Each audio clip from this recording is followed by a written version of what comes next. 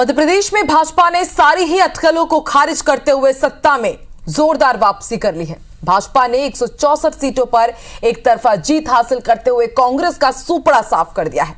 कांग्रेस के हिस्से में सिर्फ 65 सीटें आई है। भाजपा को मिली इस जीत के क्या फैक्टर है, आइए इस रिपोर्ट में देखते हैं। ऐसा भैया मिलेगा नहीं, जब मैं चला जाऊंगा तो मैं धोखा करूंगा। आपने बरसों तक ये घटना में करा, बताओ कभी जनता की ऐसी चिंता होती थी क्या? बोल के बताओ, होती थी क्या? अरे मैं कोई सरकार थोड़ी चलाता हूं, मैं परिवार चलाता हूं, परिवार।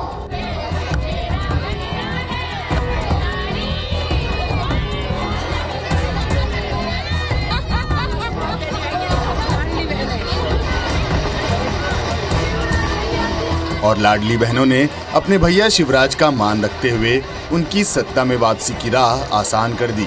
अपने शुरुआती कार्यकाल में लाडली लक्ष्मी योजना के जरिए बनाई गई मामा की छवि में जब इस बार शिवराज सिंह ने लाडली बहना योजना के जरिए भैया का तड़का लगाया तो किसी ने भी नहीं सोचा था कि उनकी ये योजना इतना कमाल कर देगी। चुनाव के पहले तक भाजपा सरकार की विदाई तय मानी जा रही थी, लेकिन मतदान केंद्रों पर लगी महिलाओं की लंबी लंबी लाइनें इस बात का संकेत दे रही थीं कि लाडली बहना योजना अपना काम कर गई है। भाजपा ने भले ये चुनाव शिवराज सिंह चौहान के चेहरे के बिना लड़ा था, लेकिन नतीजे बताते हैं कि महिलाओं ने शिवराज के चेहरे को सामने रखकर ईवीएम का बटन दबाया था। शिवराज ने खुद को सीएम का चेहरा नहीं बनाए जाने के बावजूद 165 तूफानी सभाएं करके परिश्रम की पराकाष्ठा पार कर दी। हालांकि कांग्रेस की इस बारे में उसकी अपनी अलग दलील है। मध्य प्रदेश के मन में मोदी जी हैं और मोदी जी के मन में मध्य प्रदेश है। जनता उन पर अगाध प्रेम और श्रद्धा रखती है। ये उनके नेतृत्व की विजय है। अमित भाई ने जो रणनीति बनाई, ये उसका परिणाम है।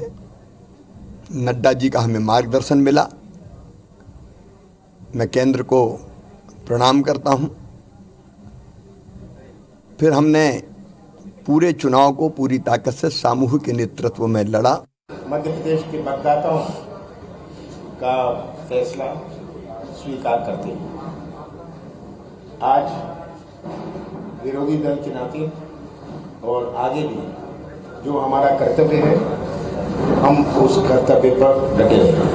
मैं कहता था मैं मध्य प्रदेश के मतदाताओं पर विश्वास करता हूँ, आज भी मैं विश्वास करता हूँ और मुझे ये उम्मीद है कि ये विश्वास जो मध्य प्रदेश के मतदाताओं ने भारतीय जनता पार्टी पर रखा है, उनके साथ विश्वासघात नहीं होगा। दरअसल शिवराज सिंह को चेहरा नहीं बनाए जाने के पीछे भाजपा की अपनी मजबूरी थी। भाजपा आलाकमान को 18 साल की एंटी इनकम्बेंसी का डर सता रहा था। यही वजह रही कि भाजपा ने प्रधानमंत्री मोदी को आगे रखकर एमपी में मन में मोदी स्लोगन के साथ चुनाव लड़ा। भाजपा इस चुनाव को हर हाल में जीतना चाहती थी और कोई खतरा मोल नहीं लेना चाहती थी। इसलिए उसने 3 केंद्रीय मंत्रियों नरेंद्र सिंह तोमर, प्रहलाद सिंह पटेल और फग्गन सिंह कुलस्ते समेत 7 सांसदों को चुनाव मैदान में उतार दिया था। इनमें से अमूमन सभी की जीत ये बताती है कि भाजपा का दांव काम कर गया। इसके अलावा भाजपा ने एक बड़ा रणनीतिक दांव चलते हुए चुनाव से पहले ही 39 सीटों पर उम्मीदवार घोषित कर दिए थे, ताकि इन सीटों पर प्रचार का पर्याप्त समय मिल सके। ये वही सीटें थीं जहां भाजपा को पिछले कई चुनाव से जीत नहीं मिली थी। भाजपा की ये चाल भी कमाल कर गई। उधर कांग्रेस अपनी हार के कुछ और ही कारण तलाश रही है। भाजपा की जीत में उसके टाइम टेस्टेड मुद्दे हिंदुत्व ने भी अपनी अहम भूमिका निभाई है। चुनाव के दौरान इंडिया अलायंस के घटक दल डीएमके के नेताओं की ओर से की गई सनातन विरोधी टिप्पणी ने भाजपा को ध्रुवीकरण का मनचाहा मुद्दा थमा दिया था। वहीं अयोध्या में बन रहे राम मंदिर को भी भाजपा ने चुनाव प्रचार में अपने मन माफिक इस्तेमाल करके अपनी प्रचंड जीत की राह आसान बना दी। Election desk, IBC 24।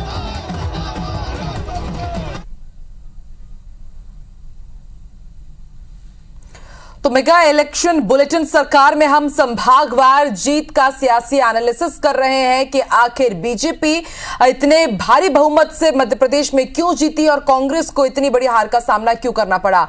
इस बार हम समझेंगे महाकौशल और ग्वालियर चंबल का सियासी समीकरण। दो सहयोगी हमारे साथ जुड़ चुके हैं।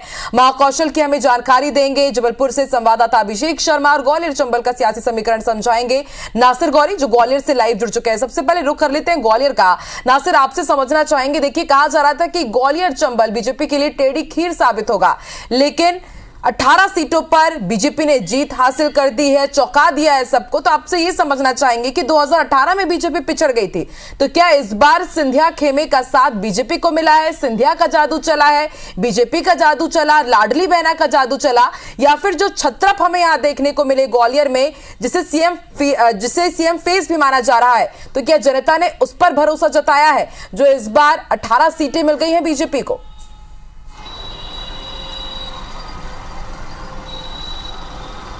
देखिए, ग्वालियर चंबल संभाग ने कांग्रेस और बीजेपी को दोनों को चौंकाया है, क्योंकि कांग्रेस से बड़े जो चेहरे थे, अजय क्ले के रूप में जाने जाते थे नेता प्रतिपक्ष डॉक्टर गोविंद सिंह, वो अपनी सीट हार गए। डॉक्टर केपी सिंह कक्का जी और शिवपुरी से वो अपनी विधानसभा सीट हार गए। 6 बार के विधायक थे। डॉक्टर गोविंद सिंह 7 बार के विधायक थे। लक्ष्मण सिंह दिग्विजय सिंह के भाई थे, वो भी चुनाव हार गए। लेकिन अब फिर बीजेपी की बात करें तो डॉक्टर नरोत्तम मिश्रा सीएम का फेस हुआ करते थे। कहा जा रहा था अगला दांव पार्टी इन पर भी लगा सकती है, वो चुनाव हार गए। डॉक्टर अरविंद सिंह भदौरिया थे, अटेर विधानसभा से थे, वो चुनाव हार गए। संगठन का एक बड़ा चेहरा था, आरएसएस का बड़ा चेहरा थे, वो चुनाव हार गए। ज्योतिरादित्य सिंधिया के बड़े समर्थक थे, कट्टर समर्थक थे, महेंद्र सिंह सिसोदिया, वो चुनाव हार गए। सुरेश राठखेड़ा थे, वो चुनाव हार गए। इमरती देवी थी, वो चुनाव हार गई। अब आंकड़ों की बात करें तो ग्वालियर चंबल संभाग की चौथी। नासिर, आपसे मैं ये समझना चाहूंगी, आपने इतने बड़े बड़े चेहरों का जिक्र किया है, एक तरफ ग्वालियर में अच्छी सीटें मिलती हैं बीजेपी को, बीजेपी की सरकार बन गई है मध्य प्रदेश में, लेकिन इतने बड़े बड़े चेहरे हार गए, तो जनता ने क्या चुना? प्रत्याशियों को चुना, बड़े चेहरों को चुना, या फिर मोदी की गारंटी पर मुहर लगाई, या फिर शिवराज सरकार पर उन्होंने मुहर लगाई? आखिर जनता ने चुना किसे है, हम ये कैसे समझेंगे नासिर?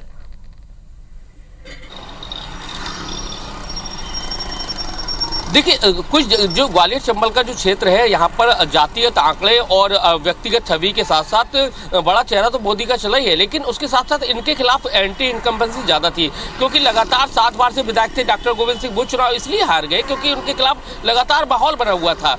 डॉक्टर केपी सिंह कक्का जो है शिवपुरी से 6 बार के विधायक है, उन्होंने अपनी सीट बदली और एक बड़ा नाम था, लेकिन उनके खिलाफ भी ज़्यादातर माहौल एंटी हो गया था।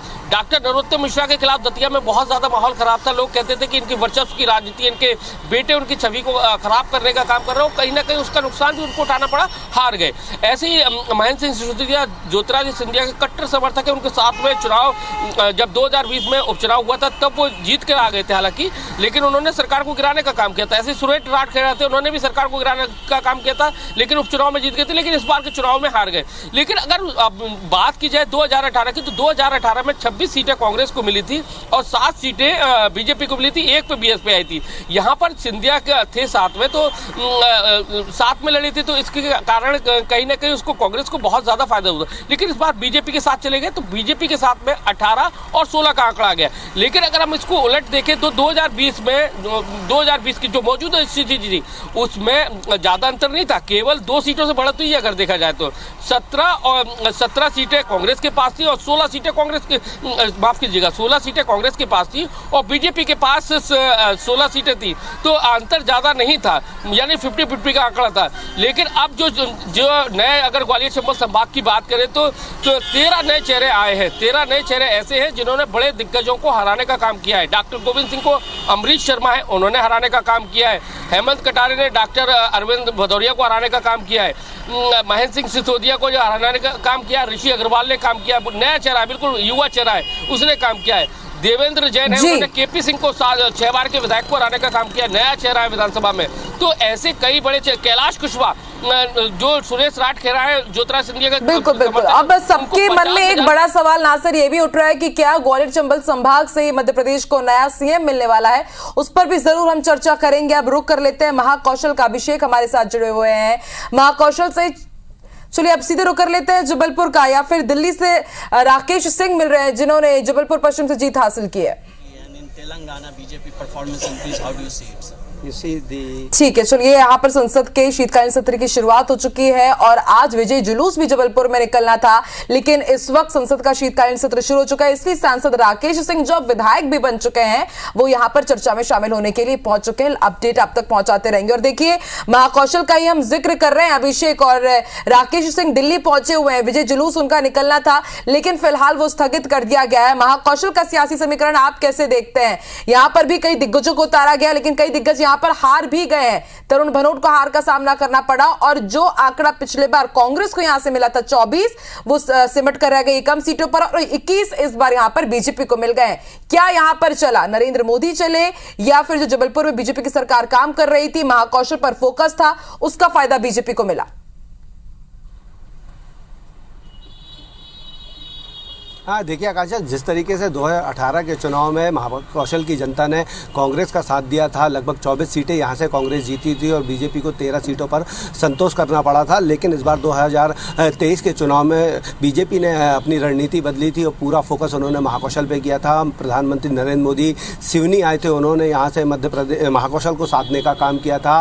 नरेंद्र मोदी ने अपनी गारंटी दी थी, कामों की गारंटी दी थी और उन्होंने कहा था कि नरेंद्र मोदी की गारंटी यानी काम होने की गारंटी है। और साथ ही जो लाडली बहना योजना थी मध्य प्रदेश सरकार की, शिवराज सरकार की, उसकी शुरुआत भी उन्होंने इसी महाकौशल के एपिक सेंटर कहलाने वाले जबलपुर की धरती से की थी। और उसके बाद जो तमाम संवाद हैं उन्होंने यहाँ पर लाडली बहना योजना के तहत संवाद किए, कई कार्यक्रम आयोजित किए बीजेपी ने और तमाम रणनीति बदली। उसी एक रणनीति में जो उनके दिग्गज थे, चाहे हम केंद्रीय मंत्री प्रहलाद पटेल की बात करें, फग्गन सिंह कुलस्ते की बात करें या खुद लोकसभा के मुख्य सचेतक राकेश सिंह, उन्हें मैदान में उतारा था। और इसी उन तीनों छत्रपों को सोशल इंजीनियरिंग के जरिए इन तीनों छत्रपों को जब उतारा गया था तो राकेश सिंह को सामान्य वर्ग को साधने के लिए कहा गया था, प्रहलाद पटेल को ओबीसी और फग्गन सिंह कुलस्ते को आदिवासी एससी वर्ग को साधने का जिम्मा दिया गया था। और इन तीनों ने पार्टी की उस रणनीति के तहत धरातल पर काफ़ी काम किया था और तीनों वर्गों को साधने का काम किया था, जिसका नतीजा कल जब चुनाव परिणाम आए उसमें देखने को मिला। बीजेपी को 8 सीटों का फायदा हुआ महाकौशल में।